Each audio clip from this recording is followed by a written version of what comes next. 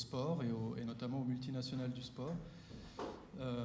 C'est donc la 6e conférence du cycle Dickens 2016 qui est consacrée au chemin vers une autre économie. Et c'est aussi un événement qui fait partie d'un programme qu'on a développé avec d'autres lieux de débat et de conférences à Lausanne, qui sont Pôle Sud, qui est situé au Flon, que vous connaissez peut-être, la maison de quartier Sougar, qui n'est pas très loin d'ici, et puis Alliance Sud, qui offre un centre de documentation ouvert au public et qui organise aussi de temps en temps des conférences. Donc avec ces 3 autres lieux, l'espace Dickens, qui est un projet associatif et qui vous accueille ce soir, a développé donc un programme commun sur les multinationales qui s'appelle « Au nom du profit, tout est permis ». Vous pouvez trouver toutes les informations sur un flyer qui se trouve sur la table d'accueil. Et donc on propose dans ces 4 lieux une trentaine d'événements entre avril et octobre. Et tous ces événements ont trait à l'influence des multinationales sur nos sociétés. Pourquoi le choix des multinationales ? On a choisi ce thème pour faire écho à l'initiative fédérale pour des multinationales responsables qui a été déposée par la Déclaration de Berne et plus de 70 organisations de la société civile suisse. Là aussi, on a des flyers sur cette initiative si ça vous intéresse. Et vous pouvez encore la signer jusqu'au 21 octobre. Voilà, ils ont déjà largement de quoi porter l'initiative à Berne, mais c'est quand même important de la signer pour montrer qu'il y a un soutien massif de la population à cette question-là. Voilà, donc je ne vais pas faire beaucoup plus long, si ce n'est pour vous dire que la conférence sera suivie d'un débat. Enfin, les 2 conférences qui vont se suivre sont ensuite suivies par un moment de débat, donc n'hésitez pas à noter vos questions et à les réserver pour ce moment-là. Et puis après ce débat dans la salle, on pourra poursuivre le débat autour d'un apéritif qui, grâce au couple Lutti, qui viennent souvent aux conférences, ils nous ont suggéré de faire appel à un petit magasin du quartier qui s'appelle le Topinambour, qui est un magasin bio et qui travaille qu'avec des producteurs locaux. Et donc c'est un assortiment de produits bio et locaux qu'on vous propose ce soir sur la table. Voilà, donc je vais laisser la parole à nos 2 intervenants. Donc on a pour commencer Lionel Fray de Solidar, qui est une organisation qui est aussi basée à Lausanne et qui travaille sur les relations Nord-Sud entre autres, mais tu vas présenter un peu ce que vous faites. Et puis David Garcia, qui est journaliste basé en France et qui a beaucoup travaillé sur les questions de sport et notamment tout l'envers du décor, quoi. Voilà, en tout cas, merci d'être là plutôt que devant le match de foot. Et j'espère qu'on va apprendre beaucoup de choses ce soir. Merci. Merci. Merci beaucoup de me recevoir ce soir. Effectivement, je travaille pour l'ONG Solidar Suisse. C'est une ONG donc à la fois très classique avec des projets de coopération au développement dans le domaine des droits du travail, c'est-à-dire soutien aux syndicats, soutien à la formation professionnelle. On est présent avec une 50aine de projets en Amérique centrale, dont 2 pays en Afrique et aussi en Asie du Sud-Est.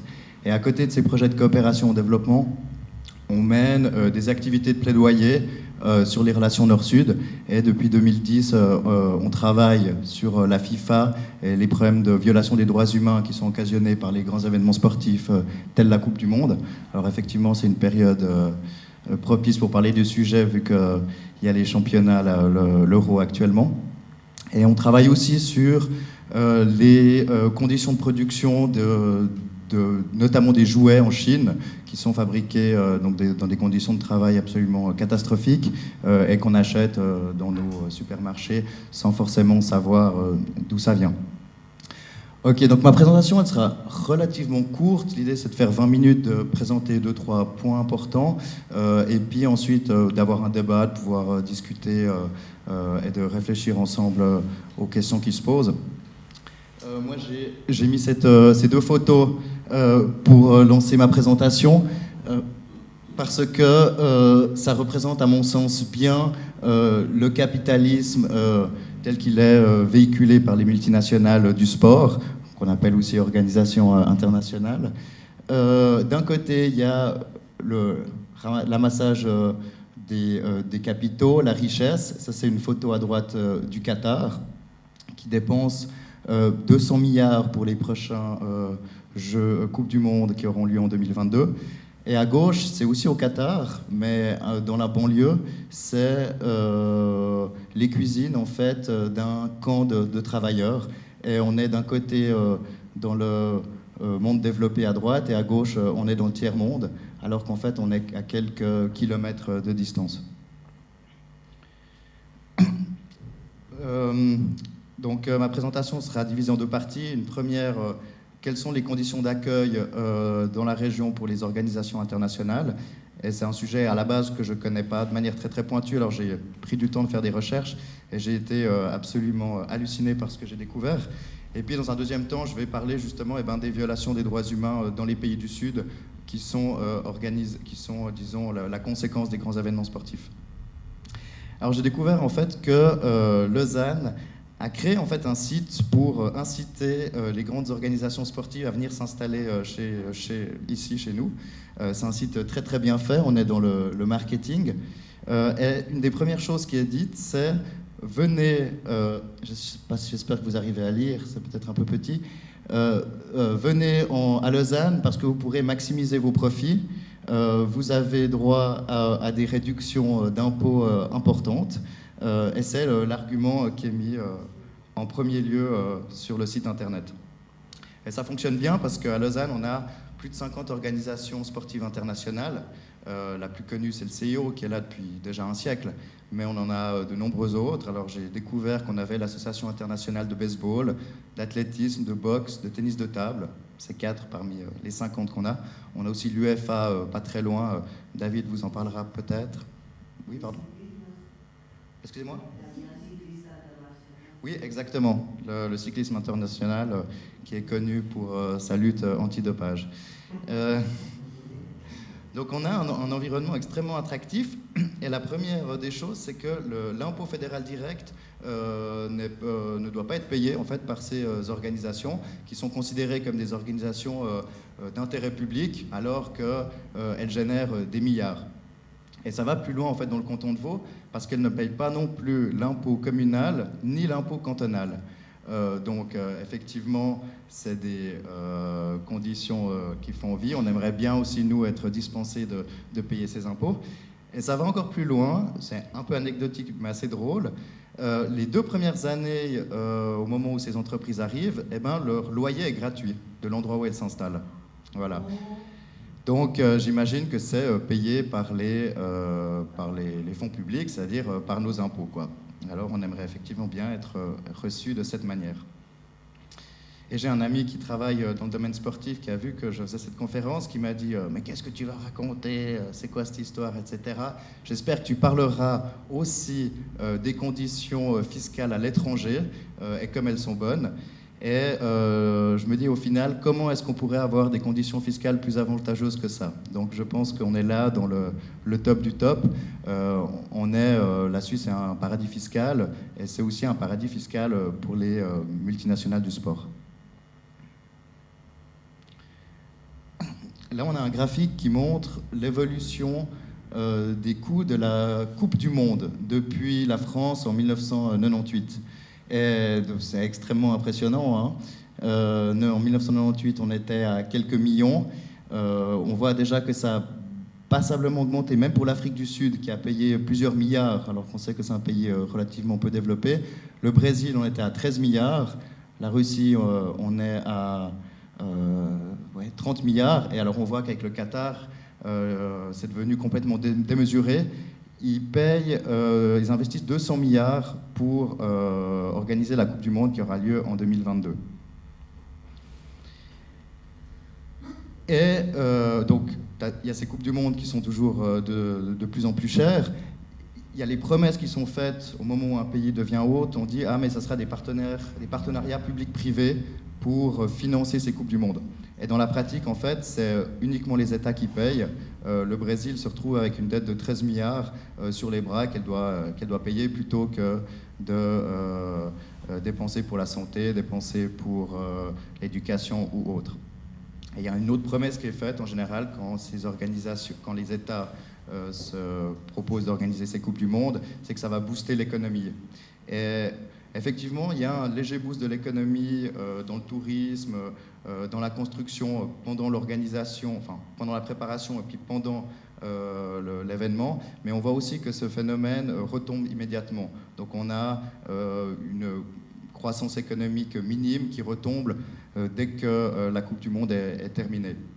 Donc on voit aussi que d'un point de vue de la croissance économique, pour autant qu'on soit, disons, qu'on soutienne cette logique-là, cet argument ne tient pas la route. Et donc, comme j'ai dit, au final, ce sont les États qui casquent. Quelque chose de bizarre là qui se passe. Bon, on voit quand même. Ça, c'est l'opposé, c'est les bénéfices de la FIFA depuis 2002 jusqu'à 2014, sauf erreur. Donc on voit qu'il y a d'un côté les Coupes du Monde qui coûtent de plus en plus cher, les États qui s'endettent, et de l'autre, ce sont les bénéfices, c'est la FIFA et ses sponsors qui les ramassent. Pourquoi ? Notamment parce qu'elle signe des contrats avec les pays hôtes, avec le Brésil, avec l'Afrique du Sud, avec le Qatar, où elles sont exemptées d'impôts dans ces pays. Donc on est dans une logique de privatisation des bénéfices et de collectivisation des coûts.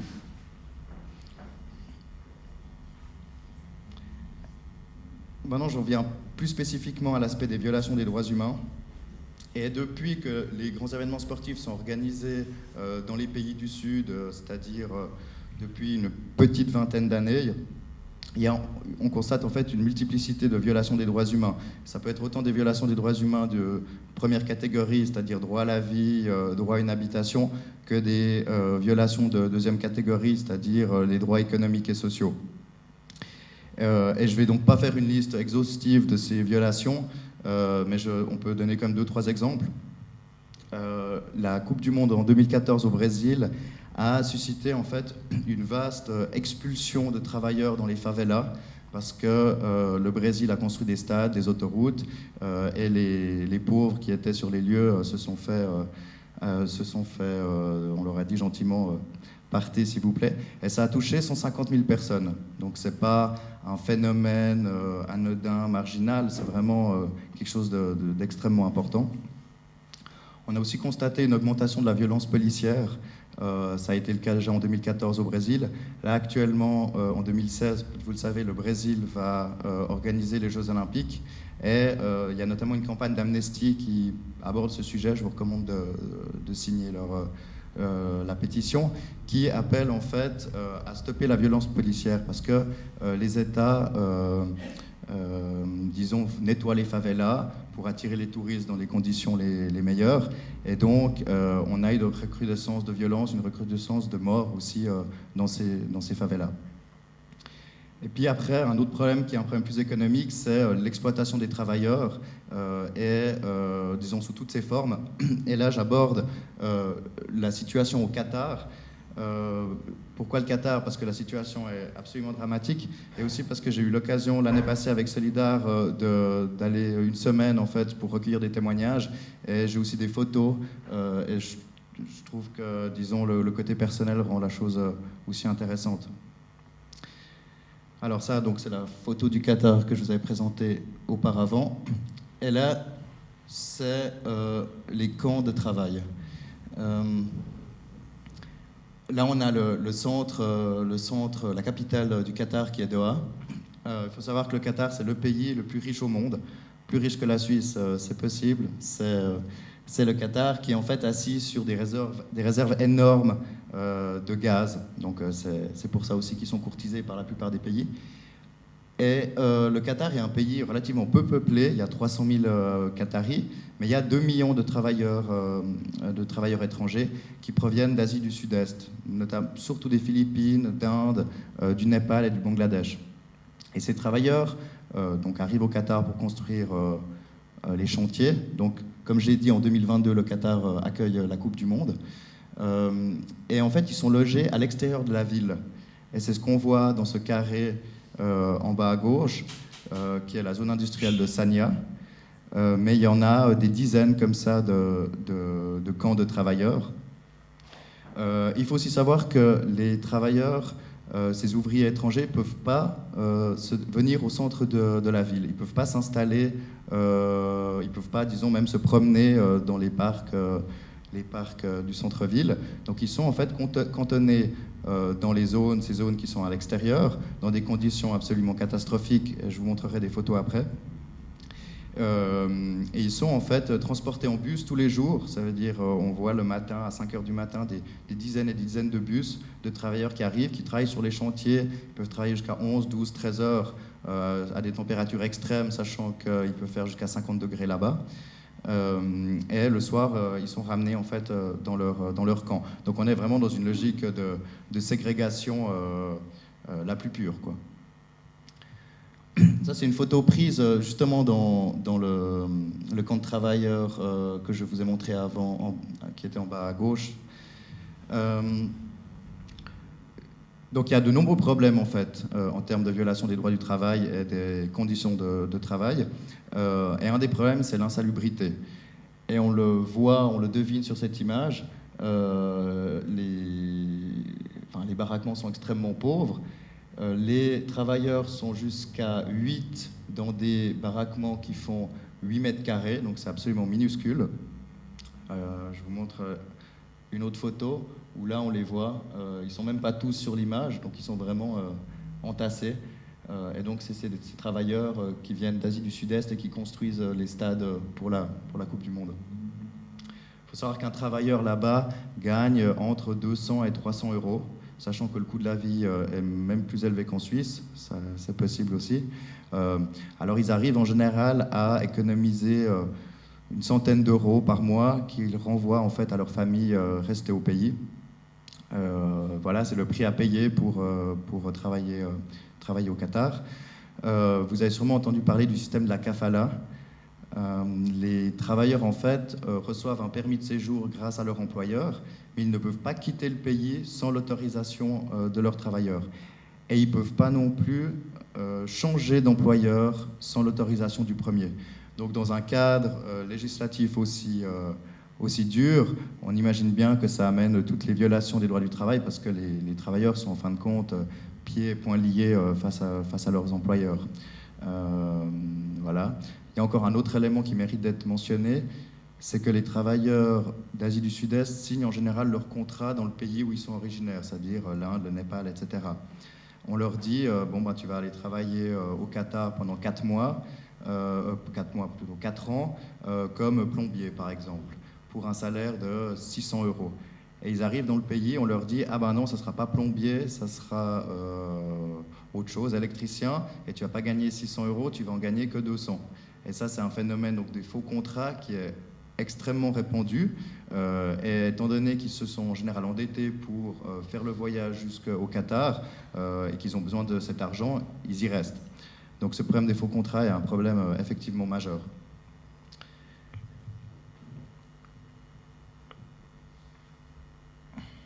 Excusez-moi. Un autre problème en fait, qui a été soulevé, c'est le non-paiement des salaires. Alors, soit il y a des non-paiements, soit il y a des salaires qui sont payés en retard, jusqu'à 3, 4, 5 mois.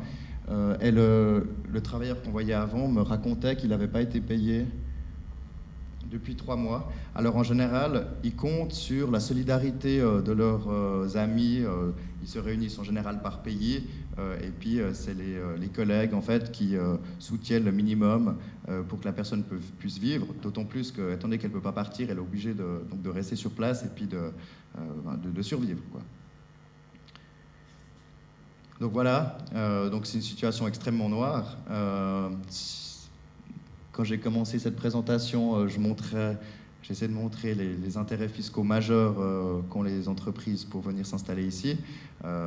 Ce sont ces entreprises, c'est la FIFA qui est à Zurich, mais qui bénéficie des mêmes conditions qu'à Lausanne, qu'une autre association à Lausanne. C'est ces entreprises-là qui, en fin de compte, exploitent les travailleurs sous cette forme au Qatar. Et ça, je pense qu'il ne faut pas l'oublier, et ce serait bien que nos politiques ne l'oublient pas non plus quand ils abordent le problème disons qu'ils essaient d'attirer ces grandes entreprises en Suisse. Maintenant, je vais vous montrer 2-3 photos, parce que je trouve important de voir visuellement à quoi ça ressemble de vivre là-bas. Ça, c'est les cuisines, donc dans le même camp. Une autre photo de ces cuisines. Là, comme vous pouvez le voir, il s'agit des toilettes. Il faut savoir que dans ces camps, ils sont plusieurs milliers et ils ont 4, 6 ou 10 toilettes pour l'ensemble du camp, et aussi extrêmement peu de douches. Donc, au-delà de la promiscuité qu'il y a d'être que des hommes dans un espace relativement étroit, les problèmes hygiéniques sont majeurs parce qu'il manque de tout. Et là, c'est une photo de l'extérieur d'un de ces camps. Pardon ? Bon, il fait chaud une bonne partie de l'année, et c'est vrai qu'il peut faire très froid en hiver. Soit il n'y a pas de porte, soit la porte n'apparaît pas dans l'image. Ça, je peux pas vous dire. Oh, ouais. C'est vrai, ça se discute, ce point. Et j'ai trouvé cette photo extrêmement belle de ce travailleur. Alors, qu'est-ce qu'on peut faire en fait contre cette situation? Parce que je pense qu'une première chose qui est intéressante, c'est d'en être conscient en fait. Je pense que l'opinion publique a un rôle majeur à jouer. Nous, à Solidar, on fait des pétitions qu'on envoie à la FIFA. On a eu l'occasion de rencontrer il y a quelques années Seb Blatter quand il était encore directeur. On lui a remis une pétition qui était signée par plusieurs dizaines de milliers de personnes. Il était relativement mal à l'aise. Après, on fait des photos, on essaie de diffuser ces informations. Et je pense qu'il ne faut pas... On peut se sentir impuissant à titre personnel, mais je pense que l'opinion publique a un rôle majeur à jouer pour faire pression. Et il faut savoir que la FIFA, David va en parler, est très certainement une des pires organisations qui existent, mais elle a commandé un rapport à John Ruggie, qui est un expert des droits humains et économie au sein de l'ONU, qui a fait un rapport extrêmement détaillé avec des recommandations pour la FIFA sur les manières dont elle pourrait implémenter des réformes afin d'améliorer la situation. C'est une initiative qui est venue de la FIFA, donc c'est elle qui a demandé ce rapport. Est-ce que c'est de la communication? Est-ce que c'est vraiment une vraie volonté de changer les choses? Moi, je pense qu'on peut espérer que les choses changent, mais c'est très certainement grâce à la pression publique que ce genre d'initiatives sont prises. Je pense aussi que les États et la politique a son rôle à jouer, parce que on a parlé juste avant de l'initiative multinationale responsable. C'est grâce à des initiatives comme ça qui demandent aux entreprises internationales de respecter les droits humains qu'on peut progressivement espérer un changement de paradigme et ne plus avoir des entreprises qui accumulent des bénéfices tout en écrasant en fait les salariés. Donc je pense que le rôle de l'État est extrêmement important. Et puis un dernier acteur auquel on peut penser, c'est les attaques juridiques, en fait, c'est la dimension judiciaire. Et là, il y a un cas très intéressant à l'Organisation internationale du travail. Il y a un syndicat international qui s'appelle IBB, qui est le syndicat international de la construction, qui a porté plainte contre le Qatar, en fait, au motif que le Qatar viole la convention interdisant le travail forcé. Et ça, c'est lié, en fait, au système de la kafala. Et ça fait déjà plusieurs années, et le processus avance. Et l'OIT a reconnu effectivement que le Qatar violait les droits du travail, et spécifiquement le travail forcé. Il y a eu une délégation de haut niveau qui s'est rendue dans le pays et qui a constaté donc, cette réalité. Et le Qatar a annoncé il y a quelques mois qu'ils allaient modifier la loi de la kafala. Alors ils ne la suppriment pas complètement, ils l'améliorent.